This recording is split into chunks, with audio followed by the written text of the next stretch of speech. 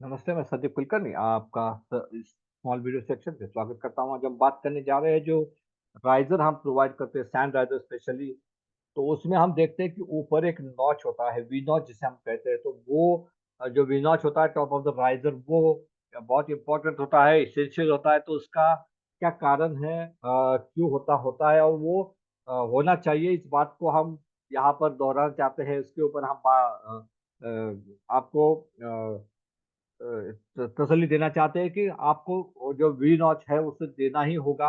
अगर आप तो सैनिटाइज़र लगाते हैं तो उसमें वी नॉच होना बहुत ज़रूरी है।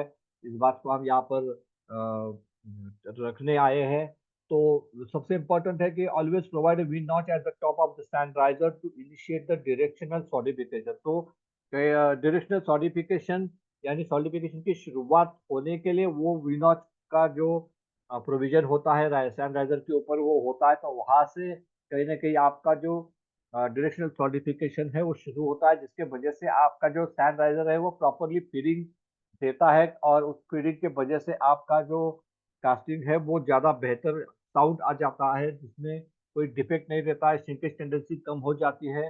It helps in providing better feeding to the casting, जैसे मैंने कहा कि ये हेल्प करता है आपके कास्टिंग को बेटर फीडिंग देने के लिए। तो बेटर फीडिंग देना बहुत इम्पोर्टेंट होता है। V notch helps you to give desired efficiency of riser.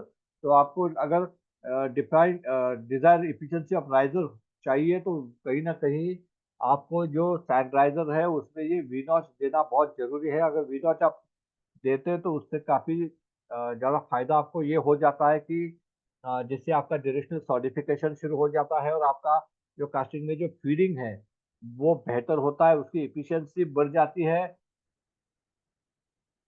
The riser is not shrink down, it means sand riser given is not effective. तो अगर आपका राइजर श्रिंक नहीं हुआ है तो इसका मतलब है कि कहीं न कहीं आपका जो फीडिंग एफिशिएंसी है वो कम हो चुकी है।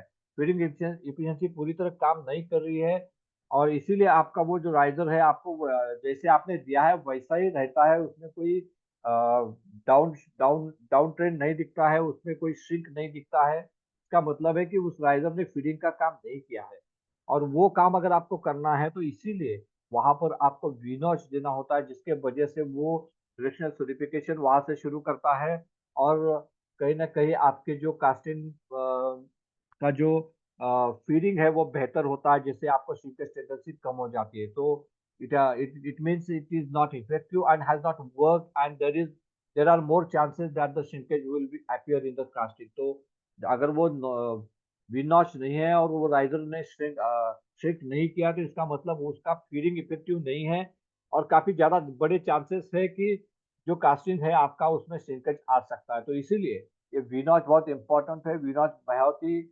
महत्वपूर्ण काम करता है, इसलिए जब भी आप सैनिटाइज़र दोगे उसके ऊपर उसके टॉप के ऊपर वी नॉच ज़रूर कीजिएगा।